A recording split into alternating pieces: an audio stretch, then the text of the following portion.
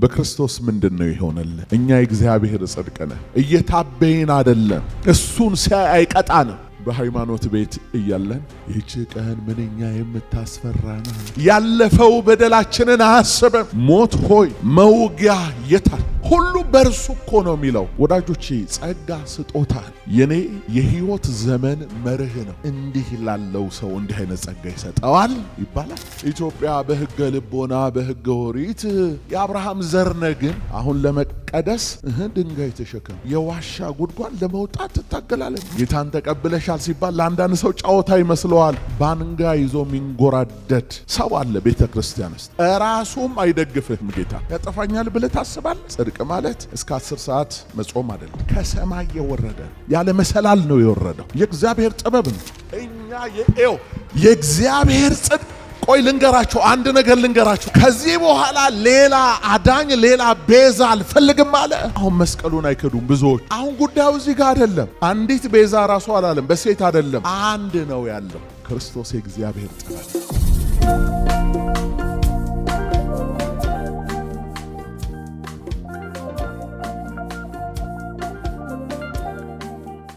በክርስቶስ እስቲ በክርስቶስ በሉ። ኢን ክራይስት በክርስቶስ ምንድነው ይሆነልን? በክርስቶስ ምንድነው የተደረገልን? እኛስ በክርስቶስ ምንድነው የተደረግነው? መጽሐፍ ሲናገር ከሆነውም ሁሉ አንዳችስ እንኳን ያለ እርሱ አልሆነም ይላል። ከሆነውም ሁሉ አንዳችስ እንኳን ያለ እርሱ አልሆነም። የሆነው ሁሉ የሆነው በእርሱ ነው። ከአብ በወልድ ወይንም ከአብ በክርስቶስ በልጁ ሆነ እና በክርስቶስ ኢየሱስ ምንድነው የሆነልን? ይልቁንም ደግሞ እኛ አማኞች በጌታ በኢየሱስ ክርስቶስ አምነን የዘላለም ሕይወትን ያገኘን ምንድነው በጌታችን በኢየሱስ ክርስቶስ የሆነልን? ጥቂት ነጥቦችን አንስቼ ወደ ዋናው ሐሳብ አልፋለሁ። ገና ዓለም ሳይፈጠር በእግዚአብሔር ፊት ያለ ነውርና ያለ ነቀፋ ቅዱሳን ሆነን የተመረጥነው በክርስቶስ ነው። ኤፌሶን መጽሐፍ ምዕራፍ 1 ቁጥር 3 ላይ እንዲህ ተብሎ እንደተጻፈ በክርስቶስ በሰማያዊ ስፍራ በመንፈሳዊ በረከት ሁሉ የባረከን የጌታችን የኢየሱስ ክርስቶስ አምላክና አባት ይባረክ። ዓለም ሳይፈጠር በፊቱ ቅዱሳንና ነውር የሌለን በፍቅር እንሆን ዘንድ በክርስቶስ መረጠን። በማን መረጠን? በበጎ ፈቃዱ እንደወደደ በኢየሱስ ክርስቶስ ሥራ ለእርሱ ልጆች ልንሆን አስቀድሞ ወሰነን። ሞት በአንድ ሰው ምክንያት ወደ ዓለም በገባ ጊዜና በዚህም ምክንያት ሁላችንም ከእግዚአብሔር መንግሥት ርቀን በጠብና በቅራኔ ከቆየንበት ሕይወት ወጥተን ዳግመኛ ከእግዚአብሔር ጋር የታረቅነው በክርስቶስ ነው። ሮሜ መጽሐፍ ምዕራፍ 5 ቁጥር 10 ጠላቶች ሳለን ከእግዚአብሔር ጋር በልጁ ሞት ከታረቅን ይልቁንም ከታረቅን በኋላ በሕይወቱ እንድናለን። ይህም ብቻ አይደለም፣ ነገር ግን አሁን መታረቁን ባገኘንበት በጌታችን በኢየሱስ ክርስቶስ በኩል በእግዚአብሔር ደግሞ እንመካለን ይላል። አሜን። የሚመካ ቢኖር በእግዚአብሔር ይመካ። ስለ ጽድቃችን ስናወራ እየታበይን አይደለም፣ በእግዚአብሔር እየተመካን። ስለ ቅድስናችን ስናወራ እየታበይን አይደለም፣ በእግዚአብሔር እየተመካን። ልዩ የሆነውን የኃጢአት ስርየትና ቤዛነትን ያገኘነው በክርስቶስ ነው። ኤፌሶን መጽሐፍ ምዕራፍ 1 ቁጥር 7 በውድ ልጁም እንደ ጸጋው ባለጠግነት መጠን በደሙ የተደረገ ቤዛነታችንን አገኘን፣ እርሱም የበደላችን ስርየት። በክቡር ደሙ ተቀደስን፣ በትንሣኤው ኃይል ጸደቅን። ይህ ብቻ አይደለም፣ የመንግስት ለውጥ ያደረግነው በክርስቶስ ነው።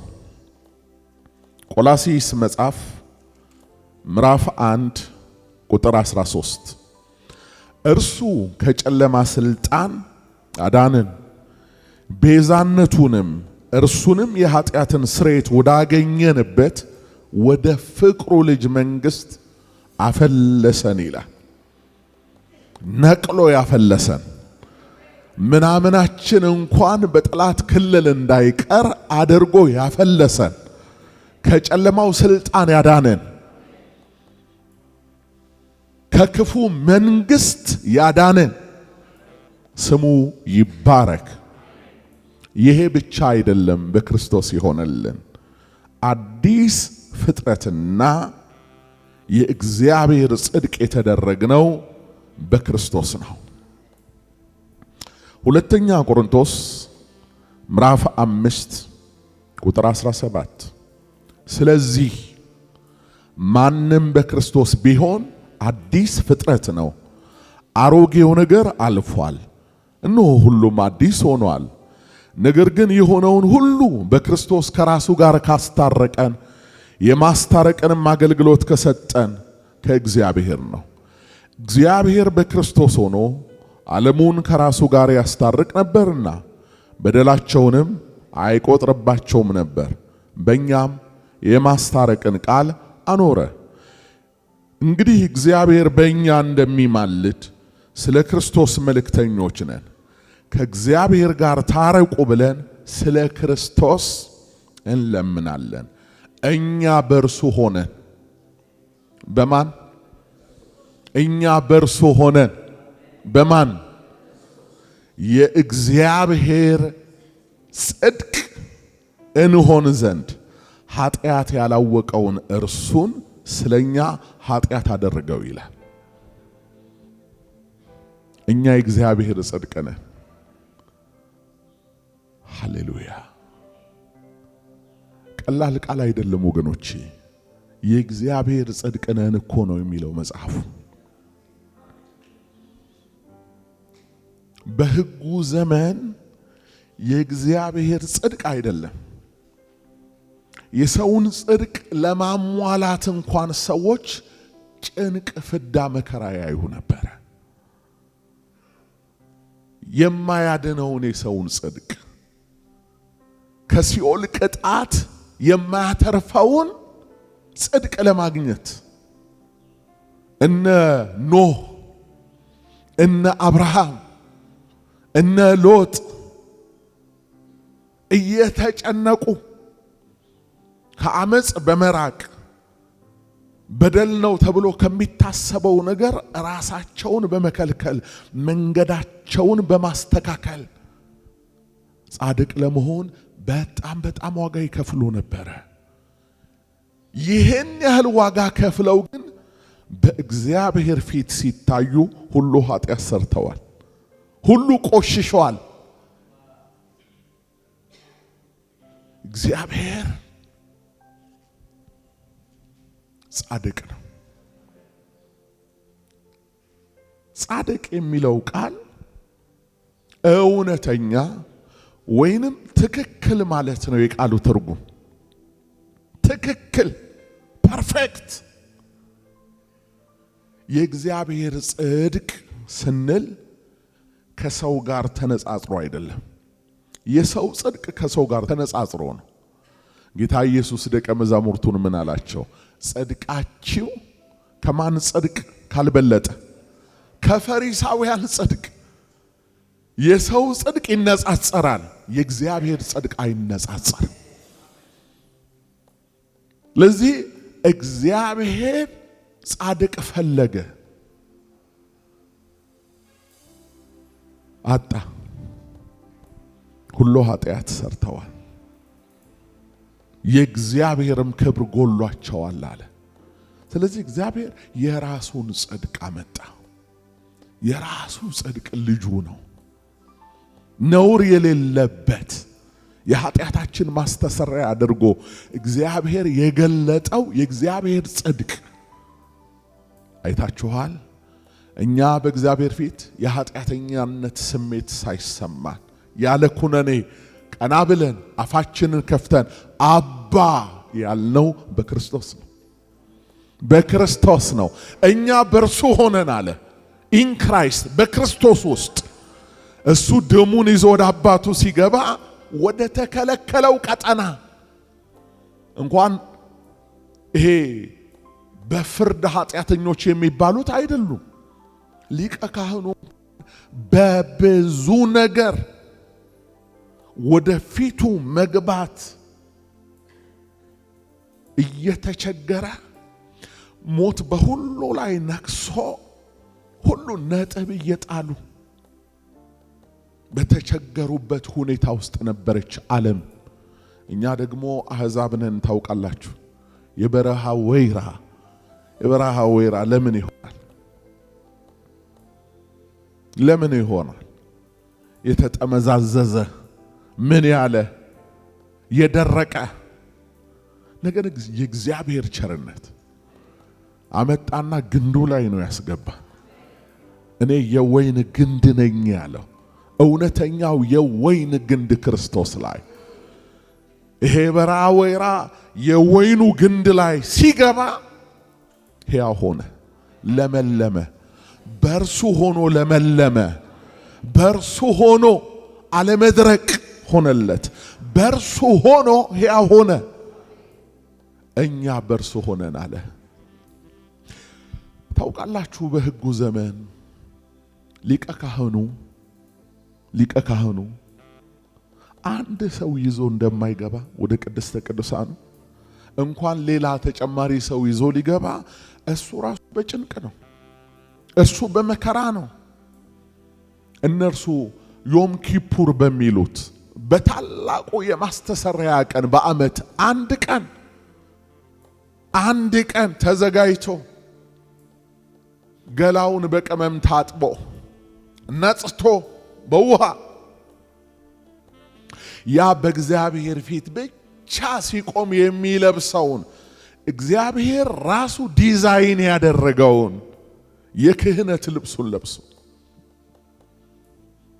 ደረቱ ላይ 6 በግራ 6 በቀኝ በሰምፔር በከበሩ ድንጋዮች የ12ቱን ነገደ እስራኤል ስም ጽፎ በልቡ ተሸክሟቸው ሊገባ የነሱ ሊቀ ካህናት የነዛ የነገድ አለቆች ሊቀ ካህናት ከነሱ መካከል ተመርጦ የእግዚአብሔር በሆነው ነገር ሁሉ ላይ የተሾመው ያ ሰው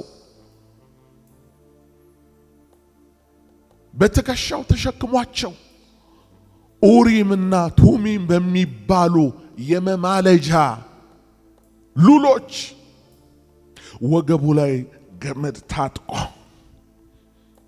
ፍርሃትንም ለማራቅ ነው። ያንቀጠቅጣል ነገሩ፣ አቅም ይከዳል፣ ከባድ ነው። ምክንያቱም የእግዚአብሔር ጽድቅ የተገለጠበት ዘመን ነው። ያኔ ጽድቅ ማለት እግዚአብሔር ኃጢአት በፊቱ አይቆምም፣ ኃጢአትን ይቀጣል። እዚህ ሰው ደግሞ በኃጢአት ስለሆነ ያ እግዚአብሔር ቁጣ እሱ ላይ እንዳይመጣ እስከ ጊዜውም ድረስ ቢሆን በእነዚህ ዝግጅቶች በጣም ተጨንቆ ምን ብሎ እግሩ ላይ ገመድ ታስሮ ለምን ገብቶ እንኳን ቢሞት ማን ገብቶ ያወጣዋል ሬሳውን? ደጅ ሆነው ሊጎትቱ ነው ገመዱን ማለት ነው። ምን አይነት የሞት አገልግሎት እንደነበረ፣ ምን አይነት የጭንቅ አገልግሎት እንደነበረ ተመልከቱ። ገባ ማለት እኮ ሊወጣም ላይወጣም ይችላል ነው። ከዚህ ተለምዶ ነው መሰለኝ በፊት በሃይማኖት ቤት እያለን ቅዳሴ ሲገቡ አንዳንድ ቄሶች እንደዚህ ይላሉ፣ ይህች ቀን ምንኛ የምታስፈራናት፣ ይህች ቀን ምንኛ የምታስደነግጥናት፣ መንፈስ ቅዱስ ከሰማይ ሰማያት የወረደባት እያለ ብቻ ይለዋል። እና ሲባርክም በሰላም እንደገባን በሰላም ያውጣን ይላል። በአዲስ ኪዳን ነው ያለነው እኮ፣ ግን ጸሎቱ የምንድን ነው? የብሉይ ኪዳን ነው። በሰላም እንደገባን በሰላም ያውጣን፣ አለመውጣትም አለ ማለት ነው። ስለዚህ ገመድ እግሩ ላይ ታስሮ ነው የሚገባው ማለት ነው። ከዛስ ቅድስና ለእግዚአብሔር የሚል ጽሑፍ የተጻፈበት ትልቅ ነጭ ቆብ ያደርጋል። ቅድስና ለእግዚአብሔር። ከዛ ሽቶ ራሱ ላይ ያፈሳል። ያ ሽቶ ከላይ በጺሙ በደረቱ በሁለንተናው፣ ከዛ በቅድስቱ ላይ ዕጣን ይጨሳል። ዕጣን ይጨሳል። በዕጣኑ ተከልሎ ፊቱ እንዳይታይ ነው ሰውየው የሚገባው። በዕጣኑ ጢስ ይከለልና ፈጥኖ ያን ደም ሄዶ በስርየት መክደኛው ላይ ይረጨዋል። ተከልሎ ተሸፍኖ ነው የሚገባው ሊቀ ካህኑ ራሱ። ሃሌሉያ! እንደዚህ አለ።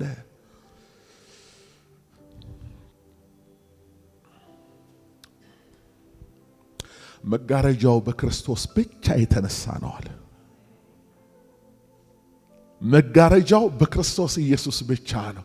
ሳይጋረድ በደም አለያም በዕጣን ጢስ ሳይሸፈን ልግባ ቢል አይሆንለትም። ይቀሰፋል፣ ይወድቃል ማለት ነው። በጣም ጭንቅ ነበረ። ይደንቃል። ሰው ወደ እግዚአብሔር ለመግባት ይሄ ምጥ፣ ይሄ ስቃይ ነበረ።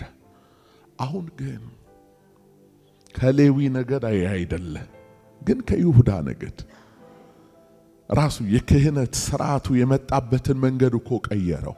በብሉይ ኪዳን የሌዊ ነገድ ብቻ ነበር ቀኝ ቀኙን እየተቀባ ካህን የሚሆነው።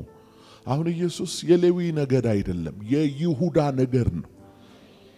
ይሁዳ ንጉስ ነው። ገዢ የሆነው እስኪመጣ ድረስ የገዥነት ዘንግ ከእግሮቹ ስር አይጠፉም የተባለለት ነው። ይሁዳ ባለጠጋ ነው። አህያውን በወይን ግንድ ላይ ያስራል የተባለ፣ ልብሱን በወይን ያጠባል የተባለ ባለጠጋ ነው። ነገር ግን ጠቅላዩ እስኪመጣ ድረስ ነው ክህነቱንም ንግስናውንም እስኪያስረክቡት ድረስ ይሁዳ ንግስናውን ዙፋኑን፣ ሌዊ ደግሞ ክህነቱን ይዞ ይቀጥላል። በእንዲህ አይነት ጭንቅ ነበረ። አሁን ግን በሕግና በነቢያት የተመሰከረለት የእግዚአብሔር ጽድቅ። የማን ጽድቅ? የማን ጽድቅ? በቃ እግዚአብሔር ሲያየው ራሱ ደስ የሚለው ለቁጣ ሳይሆን ለምህረት የሚያዘጋጀው የምወደው እሱን ሲያይ አይቆጣም። እሱን ሲያይ አይቀጣንም። እሱን ሲያይ ያለፈው በደላችንን አያስብም። እርሱን ሲያይ ለወደፊቱም ዋስትና አለን። በእግዚአብሔር ቤት ላይ የተሾመ ነው። እንደነዛ ሊቀ ካህናት በወይራ ዘይት የተቀባ አይደለም፣ በመንፈስ ቅዱስ ነው። እንደነዛ ሊቀ ካህናት ከደጅ ስናየው ደጁ አምሮ አሸብርቆ ከውጪ ቅድስና ለእግዚአብሔር የሚል አይደለም። አሁን ቅድስና ከእግዚአብሔር ነው። ለሳይሆን ነው። ከእርሱ ነው፣ በእርሱ ነው፣ ለእርሱ ነው። ከሆነው አንዳችስ እንኳን ያለ እርሱ ምን አልሆነም ይላል። ሁሉ ከእርሱ ነው፣ ሁሉ በእርሱ ነው፣ ሁሉ ደግሞ ለእርሱ ነው። ስለዚህ የእግዚአብሔር ጽድቅ የተባለው ክርስቶስ ማንም ይዞን ወደማይገባበት አደገኛ ስፍራ ይዞን ገባ እና እግዚአብሔር ጽድቃችን ነው ያልነው በዚህ ምክንያት ነው። ክብር ለእግዚአብሔር ይሁን። ይሄ ብቻ አይደለም፣ አሁን የዘላለም ሕይወት አለን። አሁን ማንም አይኮንነንም። አሁን ከዓለም ጥፋት ተለይተን በእርሱ እንኖራለን። ወደፊት ከእርሱ ጋር ለዘላለም እንኖራለን። ይህ ሁሉ የሆነው ከእግዚአብሔር በክርስቶስ ነው። ድገሙት እስቲ፣ ከእግዚአብሔር በክርስቶስ ነው። መጋረጃው የተቀደደው፣ የጠብ ግድግዳው የፈረሰው፣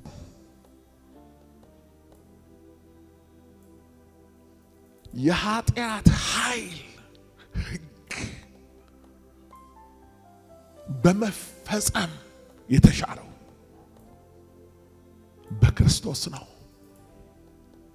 ሞት በእግዚአብሔር ልጆች ላይ ኃይል እንዳይኖረው የተደረገው በክርስቶስ ነው። በኋላ ዘመን ደግሞ ያንን የትንሣኤ መዝሙር በሙላት እንዘምራለን። ምን የሚለውን?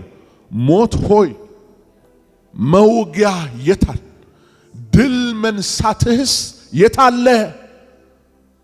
እያልን እንዘምራለን። ከሞት በላይ የሆነው በክርስቶስ ነው። ከሲኦል፣ ከገሃነም፣ ከጨለማ አይምሮ ከሚሰጋባቸው ስጋቶች ሁሉ የተገላገልነው በክርስቶስ ነው። ክርስቶስ ለኛ ከቃል በላይ ነው። ያለ ክርስቶስ መዝሙር የላቸውም ወይ ይላሉ አንዳንድ ሰዎች። እንዴት ሆኖ ሊኖረን ይችላል ሲታሰብ? ሁሉ በእርሱ ከሆነ ከሆነውም አንዳች እንኳን ያለ እርሱ ካልሆነ እንዴት ይጠብቃሉ? ሌላ ነገር እንዴት ይጠብቃሉ? ሁሉ በእርሱ እኮ ነው የሚለው። ከሆነውም አንዳችስ ያለ እርሱ ካልሆነ መዝሙራችን ስለ ክርስቶስ ቢሆን፣ አዋጃችን ስለ ክርስቶስ ቢሆን፣ ጸሎታችን ስለ ክርስቶስ ቢሆን፣ መውጣት መግባት መንቀሳቀሳችን ሁለንተናችን በክርስቶስ ቢሆን ምንድን ነው የሚደንቀው? ወራሹ ወርሶን እኮ ነው። መንፈሳችንን፣ ነፍሳችንን፣ ስጋችንን፣ ሁለንተናችንን ወርሷል፣ ገዝቶናል። የእርሱ ነን። የተበሳንለት፣ ጆሮአችንን የተበሳንለት እርሱ ነው። እርሱ ነው። በውስጣችን መንፈስ አለ። የልጁ መንፈስ አለ። የክርስቶስ መንፈስ አለ። ያ መንፈስ ራሱ በሉ በሉ ሚለን ስለ ክርስቶስ ብቻ የጠጣነው መንፈስ ራሱ ሌላ ነገር እንድንሰብክ፣ ሌላ ነገር እንድንነጋገር፣ ስለ ሌላ ነገር እንድናወራ አይፈቅድልን። በፍጹም አይፈቅድልንም እንጂ ሳንፈልግ ቀርተን እኮ አይደለም። ግን አይፈቅድም። ጴጥሮስ ዝም ቢል እንኳን ታይቶ ሁኔታው ታይቶ እንደሚገለጥበት ካፋችን የሚወጣው ኢየሱስ ጥርቃችን ነው። አንደኛ ቆሮንቶስ መጽሐፍ ምዕራፍ 1 ቁጥር 30 ላይ እንዲህ ይላል፣ ስጋን የለበሰ ሁሉ በእግዚአብሔር ፊት እንዳይመካ፣ ነገር ግን የሚመካ በማን ይመካ?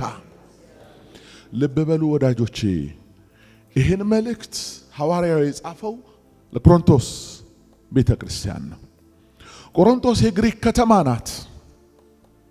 እግዚአብሔር አሕዛብን በጎበኘበት የጸጋ ወንጌል ከጨለማ ስልጣን ያዳናቸው ወደ ፍቅሩ ልጅ መንግስት ያፈለሳቸው ጴጥሮስ እንደተናገረ አንድ ቅዱስ ሕዝብ በዛ አለ።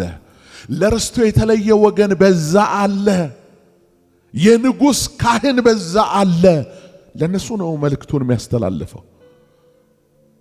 በቤተ ክርስቲያን ታሪክ እንደምታውቁት በአዲስ ኪዳን በመጀመሪያው 100 ክፍለ ዘመን የጌታ ጸጋ ከተትረፈረፈባቸው አብያተ ክርስቲያናት መካከል አንዷ የቆሮንቶስ ቤተ ክርስቲያን ናት። በቆሮንቶስ ቤተ ክርስቲያን የነበረው የጸጋ ሙላት አንዳንዱ የሚያስገርም ነው፣ የሚያስደንቅ ነው። ለምንድነው የሚያስገርመው? ሰዎቹ ካራክተራቸውን አይታችሁ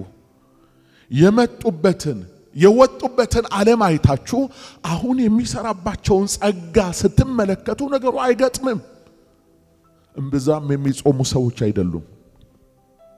ያን ያህል በዲሲፕሊን የሚመሩ ሰዎች አይደሉም። ካራክተራቸውም ይሄ አሁን ክርስቲያን ነው የሚያስበል እንጂ አይ ይሄ ሰው በራሱ ልፋት በር ዘግቶ ተጠንቅቆ ጌታን ብቻ እያየ ያመጣው ነው አያስብልም።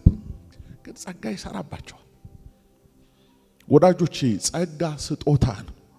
ስጦታ ደግሞ ጸባይ ታይቶ አካሄድ ታይቶ ምልልስ ታይቶ ሳይሆን ልጁ ታይቶ ነው የተሰጠ።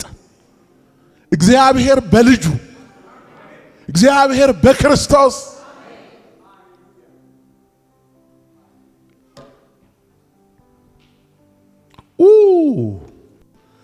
መጽሐፍ እንደዚህ ይላል። የዮሐንስ ወንጌል ምዕራፍ 1 ቁጥር 16 እኛ ሁላችን አለ። ክብር ለእግዚአብሔር ይሁን። እስኪ ሁላችን በሉ። እኛ ሁላችን ከሙላቱ ተቀብለን በጸጋ ላይ ጸጋ ተሰጥቶናልና ሕግ በሙሴ ተሰጥቶ ነበርና ጸጋና እውነት ግን በኢየሱስ ክርስቶስ ሆነ ይላል። ከሆነውም አንዳችስ እንኳን ያለ እርሱ አልሆነ። በነገራችን ላይ ይሄ ቃል የኔ የህይወት ዘመን መርህ ነው። ዛሬ ልንገራችሁ፣ መጽሐፍ ቅዱስ ውስጥ በርካታ የእግዚአብሔር ቃላት አሉ። በእርታታ የምንደገፍባቸው የምንጽናናባቸው ቃላቶች አሉ። የኔን ልብ ግን እንደ መልህቅ የያዘው ቃል ይሄ ነው። ከሆነውም አንዳችስ እንኳን ያደርሱ አልሆነም። በዛ ነው እኔ ምጽናናው። ምንም ነገር ሀፕን ያደርግ ያ ነገር ከኔ ቁጥጥር ውጪ ከሆነ ከእግዚአብሔር ቁጥጥር ውጪ አይደለም። ስለዚህ እንዲሆን ታዟል ማለት ነው። ሲደፋም ሲቀናም ሲጠፋም ሲገኝም በከፍታም በዝቅታም በሚመጣው በሚሄደው ሁሉ ከሆነውም አንዳችስ እንኳን እርሱ ሳያውቀው የሰማይና የምድር ንጉሥ ይሄን ዩኒቨርስ አጽናፈ ዓለማትን ሁሉ የፈጠረው ጌታ ሳያውቀው በእኔ ህይወት ውስጥ የሚሆን ነገር የለም። ስለዚህ የሆነው ነገር የማልወደው እንኳን ቢሆን እኔ አልወቀው እንጂ እሱ ሳያውቀው የሆነ ነገር የለም። ከሆነውም አንዳችስ እንኳን በምድሪቷ ሁሉ የሚሆነው በዓለም ላይ የሚሆነው ሁሉ እሱ የሚያውቀው ከሱ ቁጥጥር ውጪ እሱ ሳያውቀው የሚሆን ነገር የለም። ና ጸጋና እውነት በክርስቶስ ኢየሱስ ሆነ። በጸጋ ላይ ጸጋ እና ስጦታ ነው ማለት ነው። አሜን። ስለዚህ በክርስቶስ ነው የጸጋ ሙላት። ከሙላቱ ተቀብለናል፣ በጸጋ ላይ ጸጋ ተሰጥቶናል አለ እና ይሄ ስጦታ ነው። እንዴት እንዲህ ላለው ሰው እንዲህ አይነት ጸጋ ይሰጠዋል ይባላል? አይባልም። ለምን? ሰጪው አንተ አይደለህማ። ሰጪው ነው የሚመለከተው። አሁን እኮ እኛ የጸጋ ስጦታ በካራክተር የሚሰጥ እየመሰለን ነው አበሳችንን የምናየው። አሁን እኮ እኛ ያልገባን በሃይማኖት ቤት ውስጥ ጸጋ ጸባይ እየታየ የሚታደል መስሎን ነው አንዳንዱ እንደዚህ ብሎ ሚንቀሳቀሰው። ኖ ምህረት ለወደደ ወይንም ለሮጣ አይደለም፣ እንዲያው ከሚምር ከእግዚአብሔር ነው አለ። ሰጪው ነው እኮ በቃ። እኔ በጣም የሚገርመኝ ምን እንደሆነ ታውቃላችሁ? አይሁድ የቃል ኪዳን ታቦት የተሰጣቸው ነቢያት፣ ሐዋርያት፣ ሕግ፣ ልዩ ልዩ የመቅደስ ስርዓት ያላቸው እነሱ እኮ እንዲህ ቢከራከሩ ተገቢ ሊሆን ይችላል። ምናልባት በመንገዱ ያሉ ሰዎች ናቸው። እኛ እኮ ተጠርተን የመጣነን እኮ ከሆነ ቦታ የአብርሃም ዘር አይደለንም እንዴ? አብርሃም ባያውቀን እስራኤልም ባይገነዘበን አቤቱ አንተ አባታችን ነህ ያለን እኮ ነን። እኛ በዘር ሐረግ ውስጥ የለንም። እኛ በክርስቶስ ኢየሱስ በተደረገው የቤዛነት ሥራ ጸጋው በእምነት አዳነንና አለበሰና። ስለዚህ በአሕዛብ እጅ ሙታን ተነሱ። አሕዛብ መንፈስ ቅዱስን ተሞሉ፣ በአዲስ ቋንቋ ተናገሩ፣ ተአምራቶች ድንቆች ሆኖ። እንዴት በእነዚህ ላይ እንዴት ለነዚህ ይሰጣል ይባላል? ሁላችንም የዘር ሐረግ ይቆጠር ከተባለ እያንዳንድሽ አሕዛብ። አንዳንዶቻችን አሁን ኢትዮጵያውያን ስለሆንን ኢትዮጵያ በሕገ ልቦና በሕገ ኦሪት እግዚአብሔር የምታመልክ ሀገር ስለሆነች ከዛው የቀጠለ ነው። ወዳጄ ካመለከች ኢትዮጵያ የአምልኮ ስርዓት ሄደ ኢየሩሳሌም ደርሰ ሰግደ ስጦታ ሰተ መመለስ አንድ ነገር ሆኖ ሳለ የአብርሃም ዘር ነህ። ግን የአብርሃም ዘር ካልሆንክ አሕዛብ ነህ። የአብርሃም ዘር አይደለም፣ አሕዛብ ነህ። ስለዚህ ክርስቶስ ወደ ገዛ ወገኖቹ መጣ፣ አልተቀበሉትም። ለተቀበሉት ሁሉ ግን የእግዚአብሔር ልጆች፣ የማን ልጆች? የእግዚአብሔር ልጆች የሆኑ ዘንድ የገዛ ወገኖቹ ያለው በሥጋ የሚዛመዳቸው።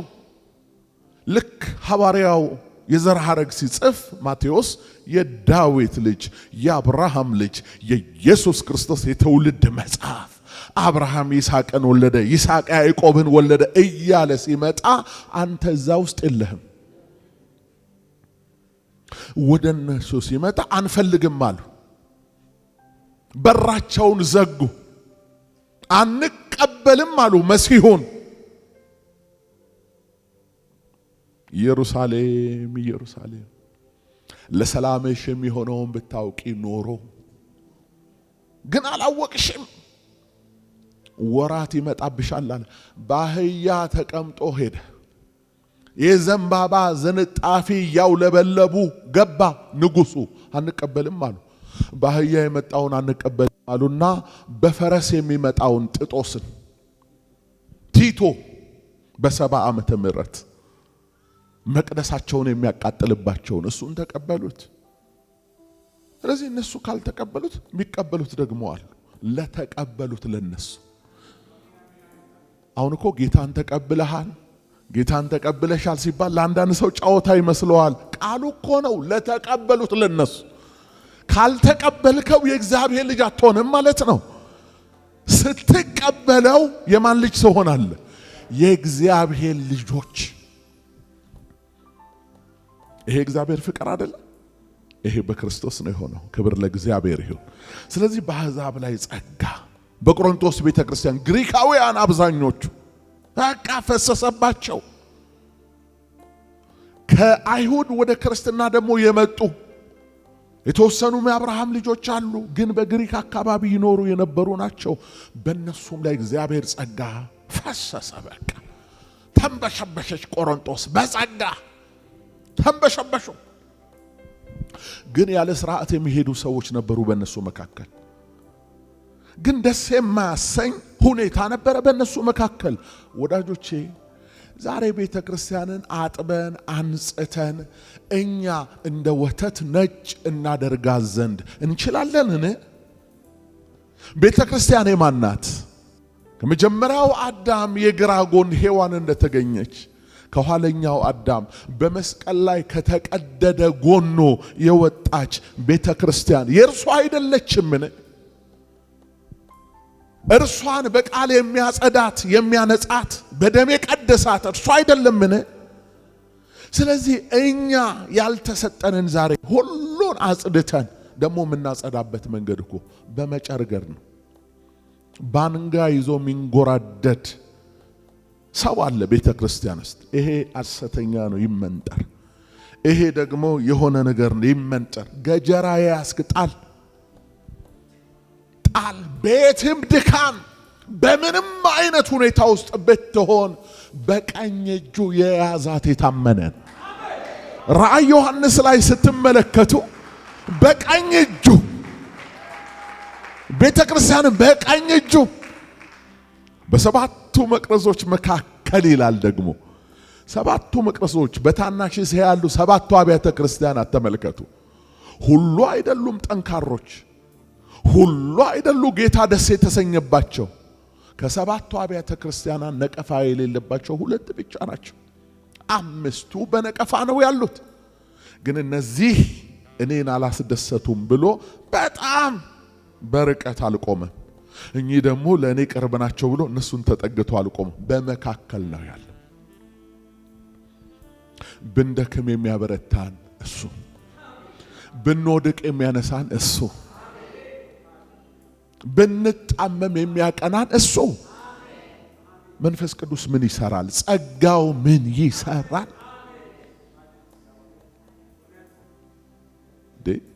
የሱ ናት እኮ ቤተ ክርስቲያን። በገዛ ደሙ የዋጃት የእግዚአብሔር ቤተ ክርስቲያን የሱ ናት፣ የኛ አይደለችም ወገኖቼ። እውነት ነው። አንዳንድ ጊዜ ያለ ስርዓት የሚሄዱትን ገስጽ ይላል መጽሐፍ። ይሄን ያህል ግን መሳሪያ ታጥቆ ወንድም ወንድሙን እስኪፈልገው መሆን የለበትም።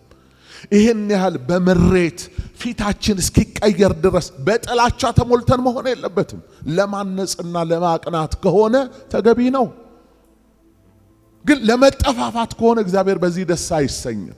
ቤተ ክርስቲያን 2000 ዓመታት ስትመጣ ያለ እንከን አይደለም፣ ያለ ድካም አይደለም። ይሄው በቆሮንቶስ ቤተ ክርስቲያን መለያየት አለ በመካከላቸው አለ። ግማሾቻችሁ የጳውሎስ ነኝ ትላላችሁ አለ፣ ግማሾቻችሁ የአጵሎስ ነኝ ትላላችሁ አለ። እንዲህ አይነት መከፋፈል እኮ ጥንትም ነበረ።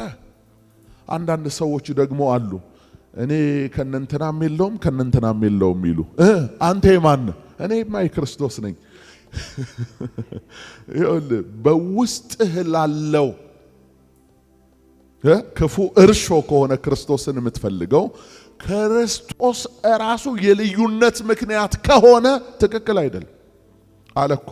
በቆሮንቶስ ቤተክርስቲያን የአጵሎስ ነን የሚሉ አሉ፣ የኬፋ ነን የሚሉ አሉ፣ የክርስቶስ ነን የሚሉ አሉ። ክርስቶስ ለዩኒቲ ስትጠቀምበት እንጂ ለልዩነት ከተጠቀምክበት ትክክል አይደለም። ራሱም አይደግፍህም ጌታ። እግዚአብሔር ወደ ዩኒቲ በእርሱ ወደ ሆነ አንድነት ያምጣን። ግን እንዲህም ሆነን አንዳንድ ጊዜ አይገርማችሁም? የእግዚአብሔር ጸጋ ዛሬም በሽተኞች እየተፈወሱ ነው። በአንደኛው መቶ ክፍለ ዘመን በእኛ ዘመን ባለችው ቤተ ክርስቲያንም ይሄው ካንሰር ጸጥ እያለ ነው። ይሄው መካኖች እየወለዱ ነው። ይሄን ታዲያ እኔና አንተ ያደረግነው ይመስልሃል? የኔና ያንተ ስነ ምግባር ታይቶ ይመስልሃል? እግዚአብሔር ልጁን እያየን በክርስቶስ ነው። አሜን። በክርስቶስ ነው። ስለዚህ ቆሮንቶስ ቤተ ክርስቲያን እንዲህ አይነት ነገር ነበረባት። ነገር ግን አንዳንዶቹ ደግሞ ትምክት ነበረባቸው መሰለኝ። ቃሉን ስናይ አይደለም ትምክት አለባቸው። ብቻ የሆነ ጸጋ ሲገለጥ የሆነ ነገር ሲሆን ምናምን የሆነ ትከሻ የሚያሳብጥ ነገር አለ። ስጋው ያዳም አይደል እንዴ? ያሮጌው አዳም እኮ ነው ይሄ ስጋ። ስለዚህ እርሾ አያጣም ውስጡ እርሾ አያጣምና ኩፍ የሚያሰኝ ነገር አለ። ከዛ ነው ምን አላቸው?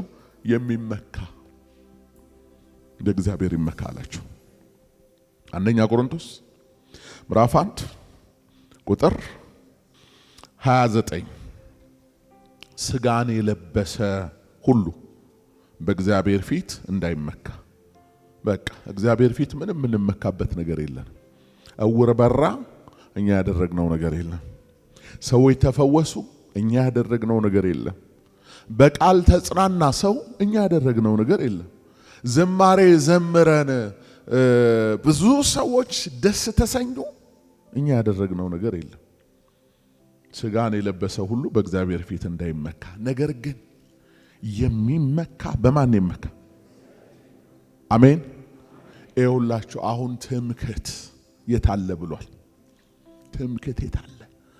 እግዚአብሔር የዓለምን ትምክህት ከንቱ ለማድረግ ሞኝ የሆነውን የመጨረሻ ነገር አልመረጠም ብሏል። እሱን ተመልሼ ነግራችኋለሁ።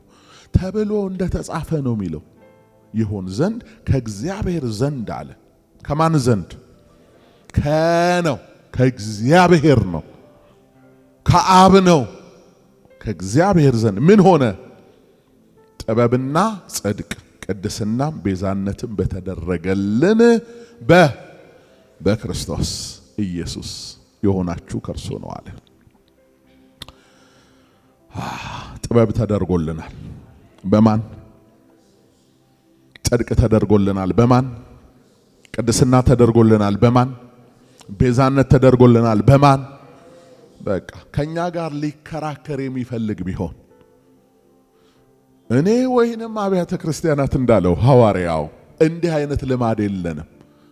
ካዳነን ጋር በቅዱስ አጠራር ከጠራን ጋር ታጥባችኋል፣ ጸድቃችኋል፣ ተቀድሳችኋል ካለን ጋር ከሱ ጋር ይነጋገሩ።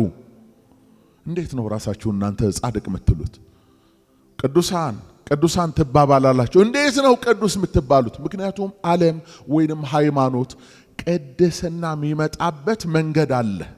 በዓለም አንድ ሰው ከዓለም ተለይቶ የመጀመሪያው ከዓለም ምን ብሎ ጌታ ግን ምን ብሏል? በመጽሐፍ ዮሐንስ 17 ላይ አባቶይ ከዓለም እንድታወጣቸው ሳይሆን በዓለም እንድጠብቃቸው እለምናለሁ።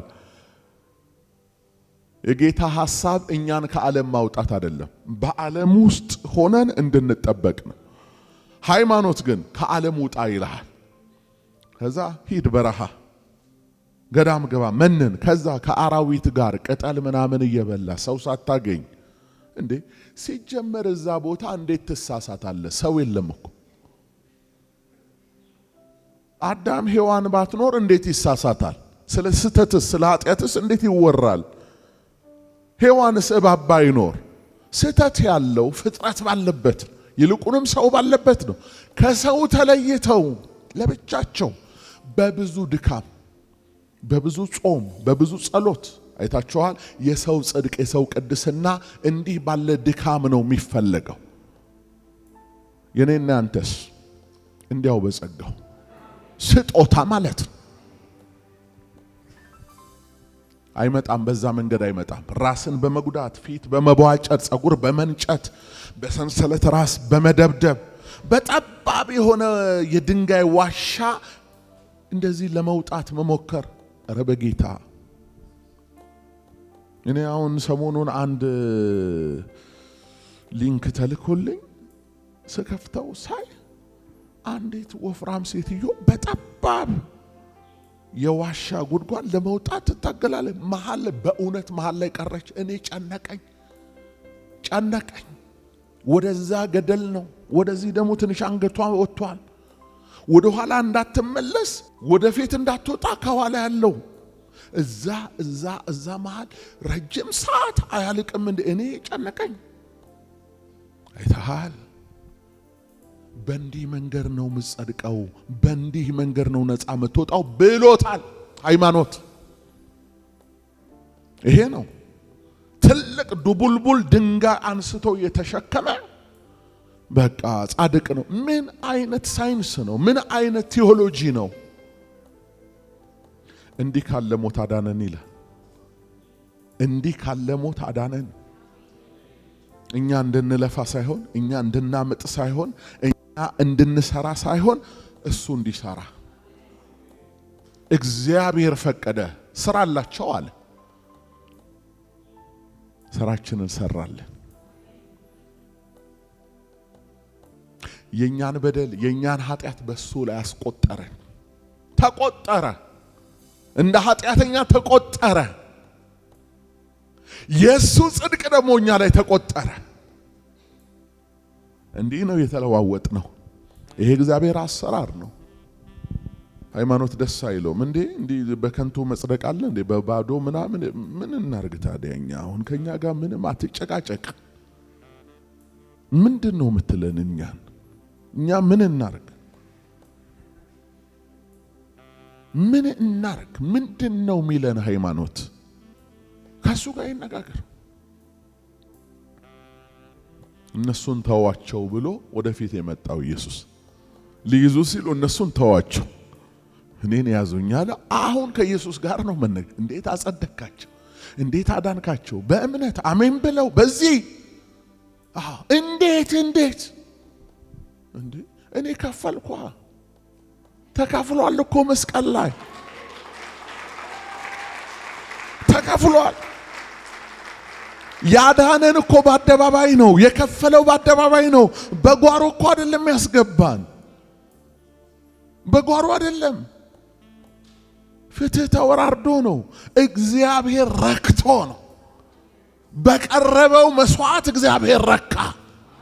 ከዚህ በኋላ ሌላ መስዋዕት አልፈልግም አለ። ከዚህ በኋላ ሌላ አዳኝ፣ ሌላ ቤዛ አልፈልግም አለ። ረካ እግዚአብሔር።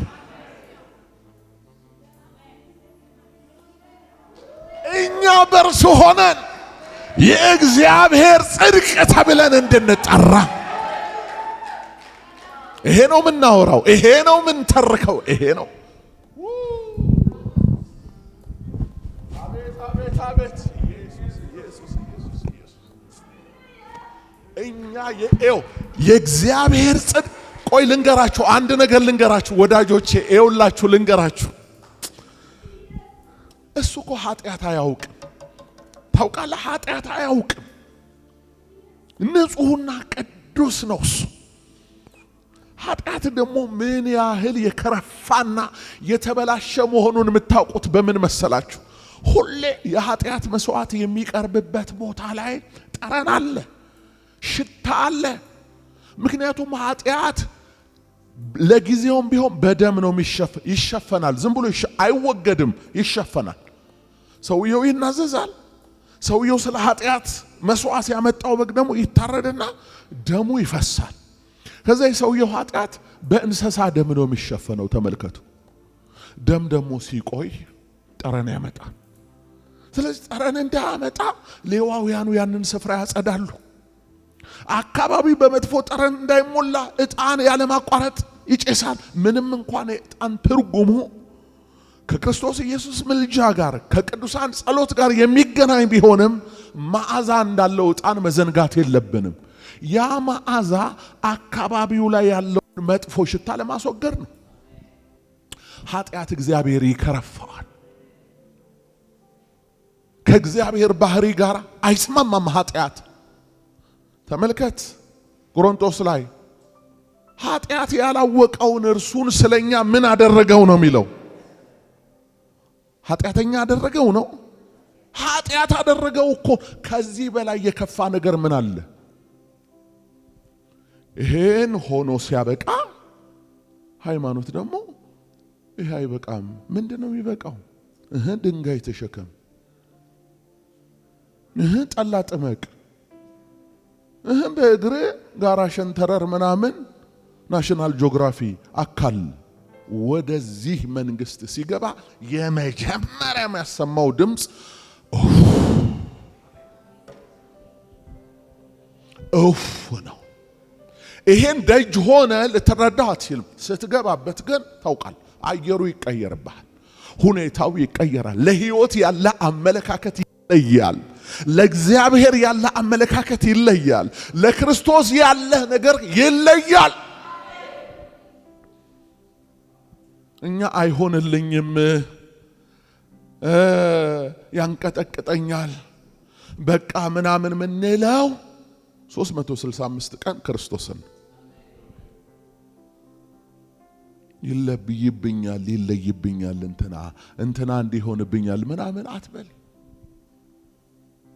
ኢየሱስ ኢየሱስ ኢየሱስ መንፈስ ቅዱስ ደግሞ ሲያበራልህ የእግዚአብሔርን ፍቅር ሲያብራራልህ ሲነግርህ እየገባ ሲሄድ ክርስቶስ አሁን እንደሆንከው ራሱ አትሆን፣ እንደተቀመጥከው አትቀመጥ፣ እንደምትራመደው አትራመድ። ምናልባት እንደ ቀውስ ሁሉ ሊያደርግ ይችላል ማለት ነው። የገባህ ዕውቀት የተረዳኸው ጥበብ ነው ያን የሚያደርግ እንጂ አንተ እንደ ባለማረግ እንዴት በቀኙ ራስህን አገኘኸው? አንተ የበረሃ ወይራ፣ አንተ አሕዛብ ስለ ጽድቅም ስለ ኩነኔም የምታውቀው ነገር የለህም። ግን እኮ ይዞ ገባ። ለብቻው አይደለም ይዞ ገባ። ብቻውን አይደለም የገባ፣ ይዞን ገባ። በውስጡ አርጎ ይዞን ገባ። እኛ አለን በውስጡ፣ እኛ አለን በርሱ። አንዳንድ ስለ ኩነኔ የምታስቡ ሰዎች በኢየሱስ ክርስቶስ ውስጥ ሆነ ይዞ ነው የገባው። አውጥቶ ነው የሚያጠፋ፣ ከውስጡ አውጥቶ ነው የሚያጠፋ። በመጨረሻው ዘመን ያጠፋኛል ብለህ ታስባለህ? ያዳነን ሊያጠፋን በርሱ የሚያምን አይጠፋም አለ ቃሉ። ከውስጡ አውጥቶ አይ ከካድከው ነው ወይ ጉድ! መጀመሪያ ሲያመንከው በራስህ ነበር። እንድታምን ያደረገ ማን ነው? የእምነትን ኃይል የሰጠ ማን ነው? እሱ ነው። ከሆነውም አንዳችስ እንኳን በልባከ ወዳጅ፣ ምናልባት በዚህ ርዕስ እኔ ሌላ ቀን አስተምራለሁ። ከሆነውም አንዳችስ እንኳን ያረሱ አልሆነም። ይዞን ገብቷል። በሱ ነው ያለን። ስለዚህ በቆሮንቶስ ቤተክርስቲያን በልዩ ልዩ ሁኔታ ውስጥ ቢሆኑ ጸጋ ነበረ። እግዚአብሔር ጸጋ በኃይል ይሰራል። ነገር ግን ይሄ ጸጋ ስጦታ ነው እንዳትመኩ አለ። ሥጋ የለበሰ ሁሉ በእርሱ አይመካ አለና 4 ነገሮች ተደርገውልናል አለ። እነዚህ 4 ነገሮች አንደኛው ጥበብ ነው። ዊዝደም ጥበብ። ሁለት አይነት ጥበብ አለ። ሁለት አይነት ጥበብ ግሪኮች ሶፊያ የሚሉት ነው፣ ወይንም ሶፊ።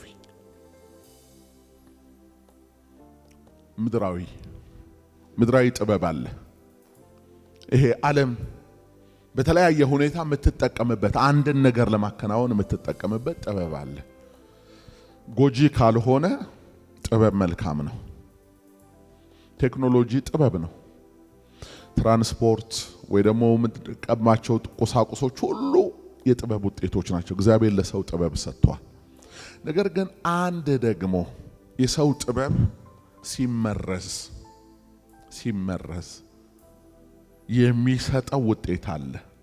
እሱን ነው አጋንንታዊ ጥበብ የሚለው ያዕቆብ። የአጋንንት ጥበብ ይባላል። ለመግደል፣ ለማጥፋት፣ ራስን ብቻ ለማስቀደም በክፋት የምንሄድበት ጥበብ እሱ የተበከለ ጥበብ ነው። ላይኛይቱ ጥበብና ታችኛይቱ ነው አይደል የሚለው ሐዋርያው። ላይኛይቱ ጥበብ ገር ናት አለ። ኡፋይ ቀን ናት አለ። እሺ ባይና ታራቂ ናት አለ። ላይኛይቱ ጥበብ እሷ ከእግዚአብሔር ዘንድ ናት አለ። ሁለተኛይቱስ ጥበብ ምድራዊ ናት አለ። እሷ የአጋንንት ናት፣ የሥጋ ናት አለ። ምድራዊም ጥበብ በሁለት ነው የሚከፈለው። ለሰው የተሰጠ ሰው የአእምሮን ጥበብ ተጠቅሞ የሚሰራቸው በዚህ ዓለም ለመኖር ለመቆየት የሚያስችላቸው በጎ ነገሮች ሁሉ ከሰው አእምሮ ይወጣሉ። አንደኛው ደግሞ አጋንንት የሰውን አእምሮ ይጠመዝዘውና በጎ መስራት ሲገባው የአእምሮ ክፉ ነገር ይሰራል። ሰው የሚያልቅበት አውዳሚ መሳሪያዎች፣ አጥፊ መሳሪያዎች ይሰራሉ። እሱም መለየት ያስፈልጋል። አሁን ለቤተ ክርስቲያን ጥበብ ተደርጎላታል። ለኔና ለናንተ ጥበብ ተደርጎልናል። ያ ጥበብ ምንድነው? ሰማያዊ ጥበብ ነው። ከሰማይ የመጣ ጥበብ አለ። እስኪ አንድ ሰው ያነብልኛል። አንደኛ ቆሮንቶስ ምዕራፍ 1 እዚሁ ላይ የመስቀሉ ቃል ለሚጠፉት ሞኝነት ለኛ ለምንድን ግን የእግዚአብሔር ኃይል ነውና የጥበበኞችን ጥበብ አጠፋለሁ የአስተዋዮችን ማስተዋል እጥላለሁ ተብሎ ተጽፏልና። ጥበበኛ የታለ? ጸሐፊስ የታለ? የዚህች ዓለም መርማሪስ የታለ? እግዚአብሔር የዚህች ዓለም ጥበብ ሞኝነት እንዲሆን አላደረገምን?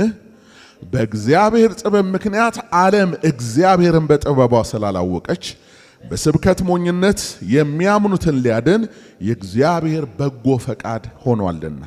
መቼም አይሁድ ምልክትን ይለምናሉ፣ የግሪክ ሰዎችን ጥበብን ይሻሉ። እኛ ግን የተሰቀለውን ክርስቶስን እንሰብካለን። ይህም ለአይሁድ ማሰናከያ ለአሕዛብም ሞኝነት ነው። ለተጠሩት ግን አይሁድ ቢሆኑ የግሪክ ሰዎችም ቢሆኑ የእግዚአብሔር ኃይልና የእግዚአብሔር ጥበብ የሆነው ክርስቶስ ነው ይላል። እዚህ ጋር ቆም በል። ለተጠሩት ይላል። ለተጠሩት በማን ለተጠሩት? በክርስቶስ ኢየሱስ ለተጠሩት። ለምን ለተጠሩት? ለዘላለም ሕይወት ለተጠሩት ግን አይሁድ ቢሆኑ ችግር የለውም፣ የግሪክ ሰዎችም ቢሆኑ ችግር የለውም፣ አረቦችም ቢሆኑ የሌላም ዓለም ትውልድ ቢሆን ችግር የለውም፣ ይጠሩ እንጂ የእግዚአብሔር ኃይልና የእግዚአብሔር ጥበብ የሆነው ክርስቶስ ነው ይላል። ክርስቶስ የማን ኃይል ነው እያለ ነው? ሰምተኛል ወይ? ክርስቶስ የማን ኃይል ነው እያለ ነው? የእግዚአብሔር ኃይል ነው። እግዚአብሔር ኃይል ሰጥቶት ነው እኮ አይደለም የሚለው። ክርስቶስ የማን ኃይል ነው? የእግዚአብሔር ኃይል ነው። ቀጥሎስ ክርስቶስ የማን ጥበብ ነው? የእግዚአብሔር ጥበብ ነው። ከሰው ይልቅ እግዚአብሔር ሞኝነት ይጠበባልና የእግዚአብሔር ድካም ከሰው ይልቅ ይበረታልና አለ። ወዳጆች እግዚአብሔር ጥበብ ክርስቶስ ነው። ፊደል የቆጠራችሁ ተምረናል የምትሉ ሰዎች በሎጂክ ወይንም በአመክንዮ ሕይወታችሁን የምትመሩ እንዴት ሰው ይህንን መንገድ ይመርጣል የምትሉ ክርስቶስ የእግዚአብሔር ጥበብ ነው።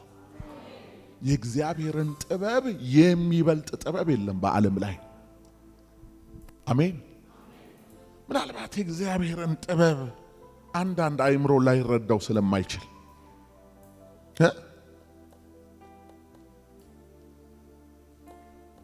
የእግዚአብሔር የሚበልጠውን ጥበብ ለምሳሌ ሕይወት የሚባለውን ነገር፣ ነፍስ የምትባለዋን ነገር ሳይንስ እስካሁን ድረስ መፍጠር አልቻለም።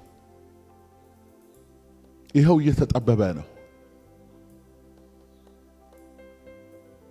የፍጥረተ ዓለም ሚስጥር አለ። እግዚአብሔር ይህንን ዓለም ያስገኘበት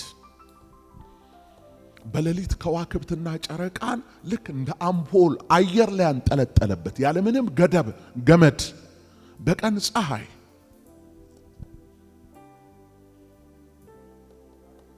ፀሐይን አሁን ሳይንስ ምንድን ነው የሚላት? ጋዝ ቦል፣ በጋዝ የተሞላች ናት። የኛ ሲሊንደር ጋዙ ስንቴ ነው አልቆ ስንቴ የምንሞላው? የመኪና ነዳጅ ስንቴ ነው አልቆ ስንቴ የምትሞላው? እግዚአብሔር የፈጠራት እሺ ጋዝ ቦልም ናት እንበል። ለምን ያህል ዘመን ነው ጋዝ የሞላት እግዚአብሔር? ምንድነው የፍጥረት ዓለም የሕይወት ስርዓት?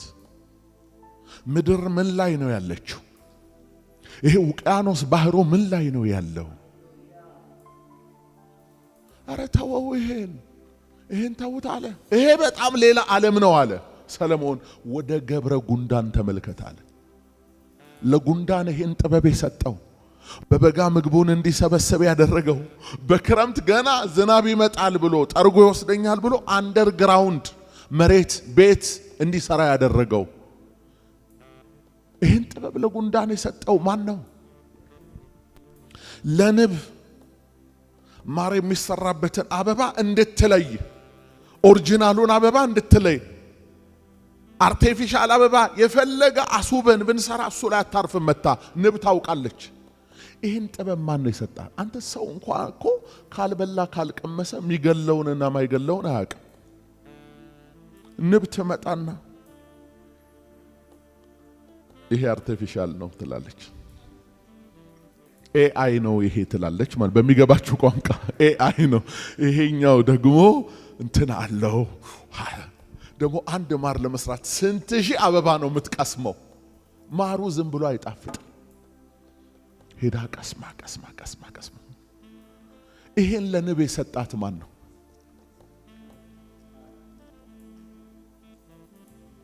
እግዚአብሔር በጥበቡ አይደለም። ከዚህ ዓለም ጠቢባ ጋር በጥበቡ አይደለም፣ በሞኝነቱ በኃይሉ አይደለም። የመጨረሻ ደካማ በሚባለው ነገር ነው ዓለምን የሚያርበደብዳት። የሆነ ቫይረስ ተለቀቀ ይባላል። ከየት እንደመጣ አይታወቅም። ሰው ሁሉ ሎክዳውን ዘግቶ አረ ልንጠፋ ነው ምናምን። ዝም ብሎ አሁን ዩኒቨርሱን ለተወሰነ ሸረፍራፊ ቢያረገው እኮ ጠቢብ የለ፣ ጀነራል የለ፣ ሀብታም የለ፣ የጌታ ሰው የሚባል ሁሉም መሬት ላይ ነው እኮ የሚመካ በእግዚአብሔር ይመካ፣ የሚመካ በእግዚአብሔር ይመካ። የእግዚአብሔር ጥበብ ክርስቶስ። ለዚህ ጥበብ ምስጋና ይገባል።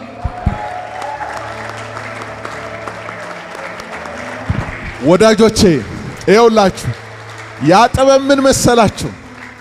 እኛ ልንከፍል ያልቻልነውን ዕዳ በስጋና በደም ተካፍሎ እራሱ ያንን መንገድ ሄዶ ዕዳችንን መክፈሉ፣ አምላክ ሰው መሆኑ፣ እኛን በውስጡ ይዞ መሄዱ፣ ወደ እግዚአብሔር መግባቱ፣ ይሄ እግዚአብሔር ጥበብ ነው። የትኛው ምድራዊ ኃይል ይሄን አይደርስበት። ስታወራቸው ራሱ አንዳንዶች አይገባቸውም። ይሄ እግዚአብሔር ጥበብ ነው። ጠቢባንን ሁሉ ፉዞ የሚያደርግ ክርስቶስ የእግዚአብሔር ጥበብ ነው። ክርስቶስ የእግዚአብሔር ጥበብ ነው። ከሰማይ የወረደ ያለ መሰላል ነው የወረደው። ከምድርም ከፍ ከፍ ሲል ግራቪቲ ሳይዘው ከሙታን መካከል ነው። የእግዚአብሔር ጥበብ ነው። ያለ ጌሾ ያለ ተጨማሪ ነገሮች ውሃውን ወደ ወይን ጠጅ የቀየረ እግዚአብሔር ጥበብ ነው። የእግዚአብሔር ጥበብ ነው። በውሃ ላይ የተራመደው እሱ የእግዚአብሔር ጥበብ ነው። አይናቸው እያየ ወደ ሰማያት የወጣ እግዚአብሔር ጥበብ ነው። ይሄ ተደርጎልናል። አሜን። እኛ ጥበብ አለን። ጥበባችን ክርስቶስ ነው። ሁለተኛው ጽድቅ ነው፣ ራይቸስነስ። ሮሜ 4:24 ምን ይላል? ሁሉ ኃጢአት ሰርተዋል፣ የእግዚአብሔርም ክብር ጎድሏቸዋል። ነገር ግን በክርስቶስ ኢየሱስ በሆነው ቤዛነት እንዲያው በጸጋው ምን ይላሉ? ልብ በል ያዘው። እንዲያው በጸጋው ነው የጸደቅነው። እንዲያው ጽድቅ አለ እንዴ? አዎ አለ። ምን የሚባል ጽድቅ? የእግዚአብሔር ጽድቅ። በማን የተሰጠን? በክርስቶስ ኢየሱስ የተሰጠን። እንዲያው በጸጋው ይጸድቃሉ። ጽድቅ ማለት በእግዚአብሔር ፊት ትክክል ሆኖ መገኘት ነው እንጂ ጽድቅ ማለት እስከ 10 ሰዓት መጾም አይደለም። ጽድቅ ማለት ሽምብራ መቆርጠም አይደለም። ጽድቅ ማለት ራስን እየደበደቡ እየወጉ ማድማት አይደለም። ጽድቅ ማለት እግዚአብሔር ሲያይ እንዲወድህ፣ እግዚአብሔር ሲያይ ትክክል መሆን፣ ያለ ጥፋተኛነት ስሜት ቀና ብለህ በሱ ፊት መቆም። እግዚአብሔር የወደደው ደግሞ ልጁ ኢየሱስ። ልጁ ደግሞ እኛን ይዞ ወደ አባቱ ገብቷል። በክርስቶስ ኢየሱስ ተወደናል። የእግዚአብሔር ልጆች ተብለን እንድንጠራ አብ እንዴት ያለውን ፍቅር እንደሰጠን እዩ። እንዲሁም ነን አለ። ይሄ ነው ጽድቅ የምንለው እንጂ ይሄ የሰው ጽድቅ፣ ይሄ በተቋሞች ውስጥ ያለውን ጽድቅ አይደለም። የእግዚአብሔር ጽድቅ ቅድስና ይላል አይደለም? ቅድስና አንደኛ ቆሮንቶስ 1:31 እኮ ነው እያየናል። ቅድስና ምንድነው? ሳንቲፊኬሽን ቅድስና። በሕጉም ዘመን እኔ ቅዱስ ነኝና ቅዱሳን ሁኑ ብሏቸው ነበር ጌታ። ያ እግዚአብሔር የሚፈልገው ቅድስና ግን አልነበረም። ያም በመሆኑ ነው እግዚአብሔር የራሱን ቅዱስ ላከ። ካንቺ የሚወለደው የቅዱሱ የእግዚአብሔር ልጅ ነው አለ። ቅዱስ ነው። አጋንንት እንኳን ሳይቀር እግዚአብሔር ቅዱሱ አሉት። ኢየሱስ ቅዱስ ነው። ቅዱስ ማለት የተለየ ማለት ነው። እግዚአብሔር ለፈለገው በሰው ልጆች ታሪክ ውስጥ ለሚሰራው ታላቅ ስራ የፈለገውና የለየው ቅዱስ ነው። አሜን። ከዛ እሱ መጣና ቅዱሱ ቀደሰን። አሜን። በምንድን ነው የቀደሰን? አሜን አሜን። አንደኛ ቆሮንቶስ ምዕራፍ 6:9 ላይ እንዲህ ይላል፣ ወይስ አመፀኞች እግዚአብሔርን መንግሥት እንዳይወርሱ አታውቁምና? አትሳቱ። ሴሰኞች ቢሆኑ ወይም ጣዖትን የሚያመልኩ ወይም አመንዝሮች ወይም ቀላጮች ወይም ከወንድ ጋር ዝሙት የሚሰሩ ወይም ሌቦች ወይም ገንዘብን የሚመኙ ወይም ሰካራሞች ወይም ተሳዳቢዎች ወይም ነጣቂዎች የእግዚአብሔርን መንግሥት አይወርሱም ካለ በኋላ ምን ይላል ቀጥሎ? ከናንተም አንዳንዶቻችሁ እንደነዚህ ነበራችሁ ኃላፊ ነው። ነገር ግን በጌታ በኢየሱስ ክርስቶስ ስም በአምላካችንም መንፈስ ታጥባችኋል፣ ተቀድሳችኋል፣ ጸድቃችኋል። በጌታችን በኢየሱስ ክርስቶስ ስም በአምላካችን መንፈስ ታጠባችኋል። የነጻ ነው በውሃ ታጥበን አይደለም። ውሃ የገላ እድፍ ነው የሚያጸዳው። የውስጡ አለ ደግሞ ውሃ የማያነጻው። ሃሌሉያ። የአምላካችን መንፈስ ያጥባል አያጥብም? የኢየሱስ ስም ያጥባል አያጥብም? የአምላካችን መንፈስ አጥቦ አልነጻውም የሚል ህሊና፣ የኢየሱስ ስም አጥቦት አልነጻውም የሚል ህሊና እንደገና ውሃ ይፈልጋል። ደግሞ ኢየሱስ ስም ያነጻል። በሱ ምን ሆናችኋል አለ? ታጥባችኋል። አሜን። ታጥበናል፣ ተቀድሳችኋል። አሜን። ተቀድሰናል። ፖዚሽናሊ አሁን በአብ ቀኝ ያለው ስፍራ ለተቀደሱት የተለየ ስፍራ ነው። እሱ ቀድሞ በገባው የተያዘ ስፍራ ነው። ተቀድሳችኋል አለ። አሜን። ከዛ ጸድቃችኋል አለ። ክብር ለእግዚአብሔር ይሁን። ወዳጆቼ መጸደቃችን በምን ተረጋግጧል? በምንድነው የተረጋገጠው? አንድ ሚስጥር ልንገራችሁና እንጨርሳለን። ቤዛነቱን አንድ ጥቅስ አይተን በምንድነው የተቀደስነው? ይኸውላችሁ ጸድቃችኋል አለ። በምንድነው? ክርስቶስ ስለ ኃጢአታችን ምን ሆነ? ምንድነው የሆነው? ስለ ኃጢአታችን ሞቷል። አብዛኛዎቹ ሃይማኖቶች እኮ አሁን መስቀሉን አይከዱም። ብዙዎቹ ገብቷቸውም ይሁን ሳይገባቸው መሰቀሉን ምኑን ብዙ አይከዱም። መስቀሉም አርማቸው ነው ያለው በየቤተ እምነቱ ማለት ነው። አሁን ጉዳዩ እዚህ ጋር አይደለም። ስለ ኃጢአቴ ሞተ ይሉና ጸድቅ ያለው ግን አይሉ። ጸድቀሃል? አሁን ጸድቀሻል? እሱንማ የሚያውቀው እሱ ነው እንዴ? ወዳጆቼ አሁን እንደውም እድሜ አሁን ለዚህ ለቴክኖሎጂ ዘመን ያው እንዋዋስ የለ አንዳንድ ነገሮችን አሁን አንዳንድ ሃይማኖተኞች ጸድቀናል ማለት ጀመሩ። ክብር ለእግዚአብሔር ይሁን። እንዴ ምን ትፈልጋለህ ታዲያ? ከጥቂት ዓመታት በፊት እዛ ሄጄ ነው ማቀው። እዛ ራሱ በሩ ላይ ደርሼ አላምንም። እኛ መጸደቃችንን እዚያው አረጋግጠናል። እዛ ጠብቃችኋለሁ አይደለም ያለ ሁሉን ነገር ሰጥቶ ነው ሄደ። በቃ ጨርሶ ተፈጸመ ብሎ እና ስለ ኃጢአታችን ሞተ አይደለም እኛን ስለ ማጽደቅ ምን አለ ኢየሱስ መነሳቱ ጽድቃችንን ማረጋገጡ።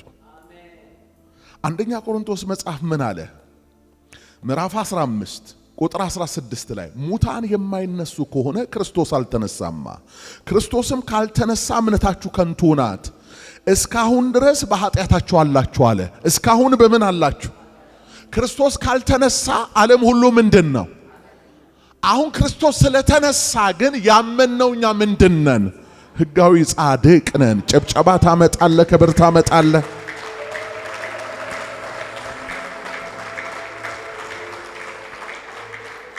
ተቀድሰናል። ዕብራውያን 10:10 ላይ እንዲህ የሚል ቃል አለ። በዚህም ፈቃድ የኢየሱስ ክርስቶስን ሥጋ አንድ ጊዜ ፈጽሞ በማቅረብ ተቀድሰናል። አሁን ለመቀደስ በየቀኑ የመጣ ጠበል አትረጭ። የጌታ ኢየሱስ ክርስቶስን ሥጋ አንድ ጊዜ አቀረብንምና እግዚአብሔር አንድ ጊዜ ቀደሰ። ተቀደሰና እና አሁን ከዚህ በኋላ አትረክሱም ማለት ነው። ለምንድን ነው የምንረክሰው? የምን ሟርት ነው? የቀደስነው እኮ ራሳችን አይደለም። የሚመካ በማን ይመካ? አስቀድሞም የቀደሰን እሱ ነው። እሱ ላይ ደግሞ ጥርጣሬ ሊኖርህ አይገባም። ተቀድሳል? አዎ ተቀድሻለሁ። ነገ አሁን የሆነ ነገር ብትሆንስ? ነገ ራሱ የለም። ነገ ላይ አናግረኝ በለው። ተቀድሰና ቤዛነትንም አይደል የሚለው የመጨረሻው ቤዛነት ሪዴምሽን። ቤዛ ካሳ፣ ምትክ፣ ስለ ፈንታ ማለት ነው። ይሄም ብዙ ጊዜ አይተናል። ስለኛ የዘላለም ሕይወትን በተመለከተ ነፍሳችንን በተመለከተ ቤዛነት ሲባል የሚመለከተው ጌታ ኢየሱስ ክርስቶስ ብቻ ነው። ማንም አይመለከተውም። መላእክት አይመለከታቸውም፣ ሰዎች አይመለከታቸውም፣ እንስሶች አይመለከታቸውም። አሁን አንድ ቤዛ ነው አለ የተባለው ራሱ አንድ እግዚአብሔር አለ፣ አንድ ሰው አለ። በእግዚአብሔርና በሰው መካከል ደግሞ አንድ አለ፣ መካከል የገባ እንደ እግዚአብሔርነቱ እግዚአብሔር የሆነውን ነገር የሚያውቅ እንደ ሰውነቱ ደግሞ የሰውን ነገር ሁሉ የሚያውቅ ፍጹም ሰው ፍጹም አምላክ የሆነ ክርስቶስ አለ።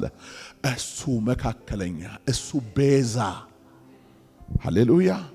አይ የኢየሱስ ክርስቶስን ቤዛነትማ አልካርንም እና ምን እያልከኝ ነው? ኢየሱስ ክርስቶስ ቤዛነትማ ልዩ ነው ምናምን እና አይ ሙሴን ቤዛ ተብሎ አሁን ሙሴ የለም። ለምንድን ነው ሙሴን ያነሳው? አይ ጫማም ቤዛ ተብሏል። የእግር ቤዛ። ቤዛ ማለት ምን ማለት ነው? እንቅፋት እግርህን ሲመታ ለምሳሌ ለእግር ቤዛ ጫማ ከተባለ እንቅፋት እግርህን ይመታ ከነበረ ጫማ ስታረግ እግርህን አይመታውም ማለት ነው። ጫማውን ነው የሚመታው ማለት ነው። ጫማም ቤዛ ተብሏል። ለምንድን ነው ጫማ ያነሳው? ለምንድን ነው እነዚህን ጥቅሶች ሰብስበ ከያሉበት የመጣኸው? ምን ፈልገ ነው? እኛ ኢየሱስ ክርስቶስ ቤዛ ነው እያልን ነው። አንተ ምን አስበ ነው እነዚህን ጥቅሶች ከዛ አስበ የመጣኸው? እሺ እሱን ብንቀበል ምን ልታረገው ነው? ክርስቶስን እሱን ዞር አድርገ እነዚህን ግሳንግሶች ልታስገባ ነው? ያንተን ቤዛዎች አንድ ቤዛ አለ ነው። አንዲት ቤዛ ራሱ አላለም፣ በሴት አይደለም፣ አንድ ነው ያለው። እሱም ሰው የሆነው ስለ ኃጢአታችን ቤዛ የሆነው። በቃ ቤዛ ለመሆን ደም ያስፈልጋል። ከመላእክት ማንም ደሙን አላፈሰሰም። ሲጀመር ደም የላቸውም። አሜን። ሙሴም ለእስራኤል ቤዛ ተብሎ ቢጻፍም ደም አልጠየቀም። የሙሴ ቤዛነት ሌሎችም ቤዛ፣ የክርስቶስ ኢየሱስ ቤዛነት ደም ጠይቋል። ስለዚህ ደም ይዞ ነው የቀረበው። ደም ይዞ ወደ አብ የገባ ካለ ይምጣ። የለም ኖ ዋን አይደለም። እሱ ነው እና ቤዛነት አግኝተናል። ስለዚህ በክርስቶስ ኢየሱስ የተደረገልን ጥበብ አለ፣ ጽድቅ አለ፣ ቅድስና አለ፣ ቤዛን የተደረገልን ይሄ አይደለም። መደረግ ብቻም እኮ አይደለም፣ ራሱ ተደርገናል። ምንድነው የተደረግነው? የእግዚአብሔር ጽድቅ ተደርገናል። ምንድነው የተደረገ? የእግዚአብሔር ልጆች ተደርገናል። ምንድነው የተደረግነው? ቅዱሳን በማ በክርስቶስ። ክብር፣ ምስጋና፣ አምልኮ፣ ውዳሴ ለስም አጠራሩ ይሆን።